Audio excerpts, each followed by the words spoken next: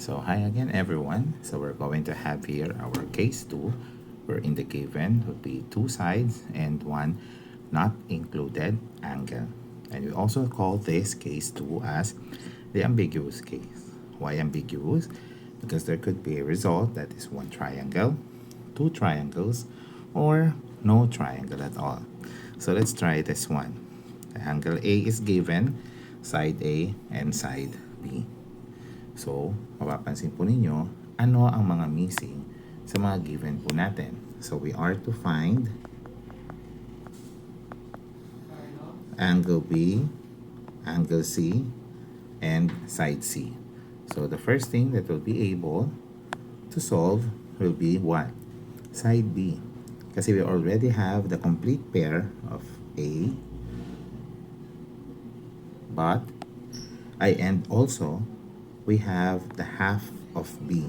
So, siya po talaga, meron tayong may kitang unang masosolve na angle. And that will be angle B. So, if we are to solve the angle, let's use the sign lower in the angle is given at the numerator. So, that is sine B over B equal to, sino yung kompleto natin? A. So, sine A over A. So, palitan na natin ang values. Substitute. Side B is 3. Sine A is sine 34.9 while A is 4. So, therefore, since we are going to look for the angle, it should be the arc sine of 3 sine 34.9 degrees over 4. So don't forget to have two parentheses so that you'll be able to have the correct answer. And then 3 sine 34.9 close parentheses divided by 4 close parentheses.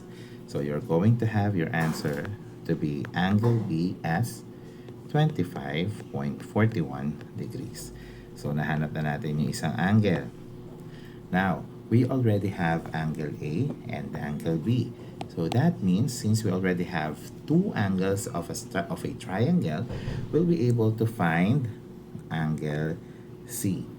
So si angle C, ang mangyayari sa kanya, 180 minus the sum of the given angle and the first solved angle. So, meron talaga tayong tatawagin first solved angle kasi siya yung una natin na solve talaga at wala nang ibang masosolve pa. So, therefore, angle C will be equal to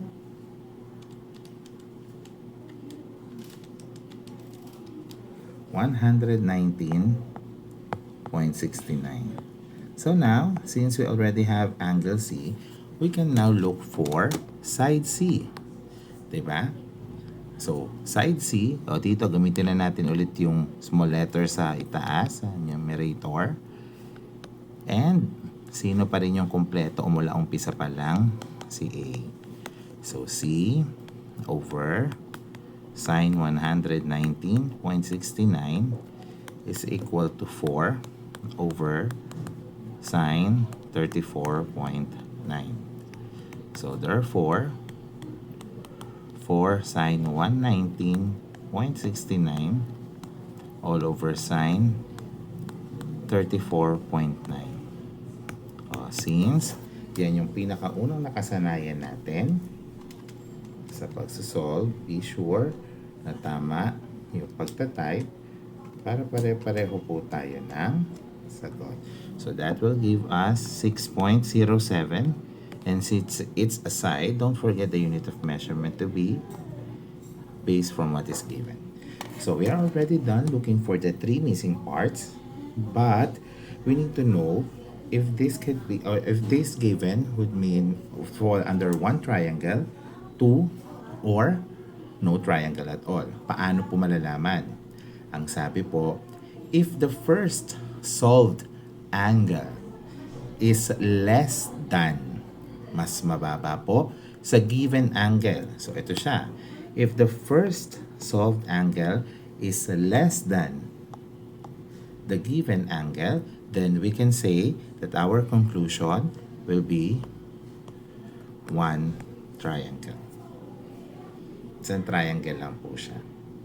But on the other way around, if the first solved angle is greater than the given angle, we're going to have two triangles. Sir, paano po kaya yun? So, let's try to have another example.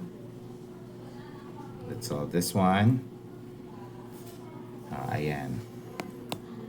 So, with this given, tingnan natin, what are we going to find? So, angle A, angle C, side C. So, sino ang una natin masosolve po ulit dyan? That will be angle A. Very good. So, if angle A yung una natin masosolve, so angle A is sine A over 5 equal to, kasi yung kompletong pair na, si B. So, that is sine B, which is 20 degrees, over B and 4. So, angle A is the arc sine of 5 sine 20 over 4. So, ano po ang magiging sagot natin dyan? So, 5 sine 20 4. We're going to have 25.31 degrees. Next, since we already have 25.31, mamaya na natin intindihin kung 1 or 2 triangle siya. Solve muna natin yung the rest. So, angle C is 180 minus the sum of the given and the first solved angle. So, we're going to have 180 minus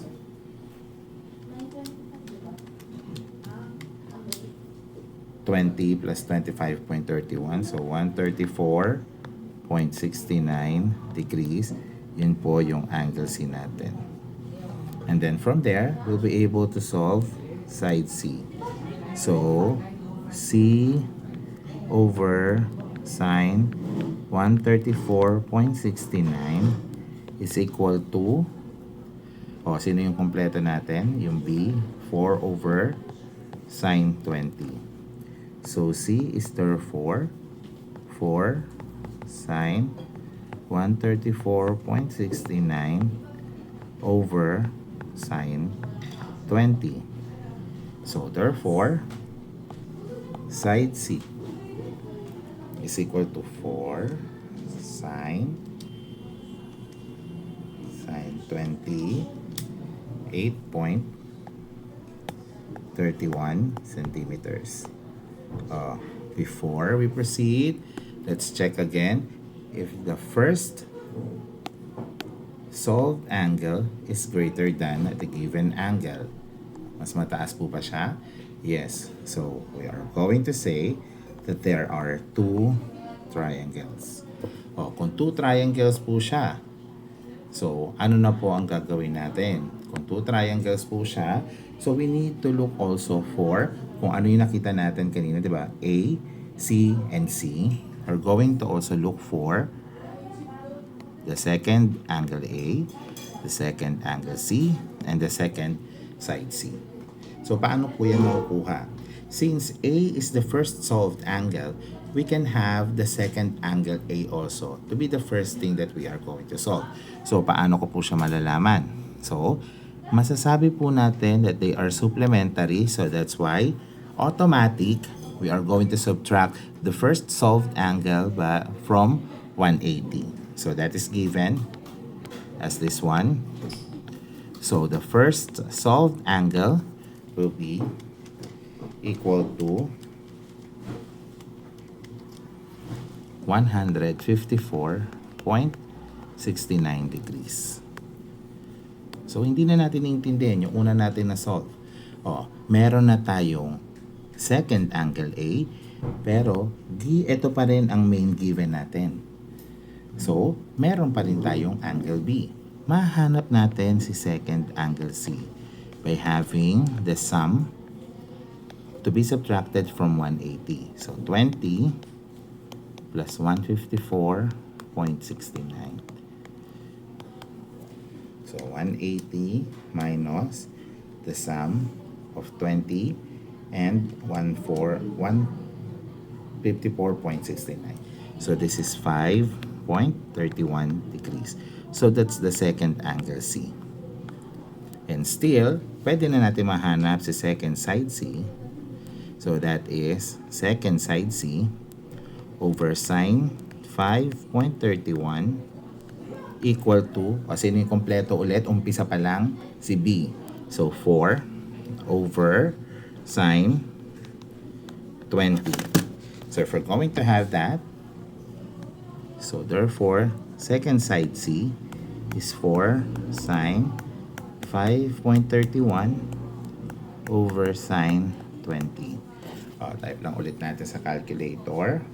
4 sine 0.31 divided by sine 20. So the answer is 1.08 centimeters. Okay? So, 6 ang kailangan natin mahanap sa kanya. Dahil nga 2 triangles po siya. So, again, the first solved angle, kapag mas malaki po siya sa given, we're going to have 2 triangles. So, para mahanap natin yung second triangle natin, we're going to subtract the first solved angle by 180. At ito nga po siya ang lalabas. And since we already have this angle and the given angle, we can solve for the second angle C. Kasi mayroon tayong dalawang angle para doon sa triangle natin. Kung ba't hindi na natin papansinin yung una nating sinolve dito. Okay po? Then, proceed na tayo sa mga susunod na process natin. Okay? So, let's have this one another. Okay, so what if we have this given naman po? So, ano po ang magiging sagot naman natin for this one? So, sino ang una natin masasolve? Angle B. Very good. So, if that is angle B, we have sine B over side B, which is 20, equal to sine 110 all over side A, which is 15. So, angle B is the arc sine. So, 20 sine 110 over 15. So, what will be our answer for this one? 20.